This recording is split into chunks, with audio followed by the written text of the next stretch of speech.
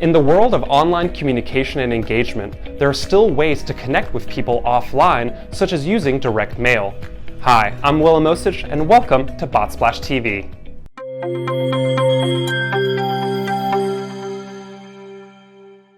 Direct mail can be a great way to send something physical to your prospects and clients about your company in order to establish relationships and conduct business.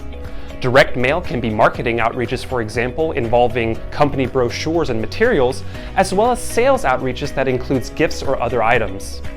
Direct mail provides recipients with something tangible from you, increasing the likelihood that they will remember you more than whatever 500 email they have sitting in their inbox. Do consider direct mail when engaging with your prospects, clients, and networks, and let us know in the comments below how direct mail has worked out for you in the past. I'm Willem Osich, and thank you for watching BotSplash TV.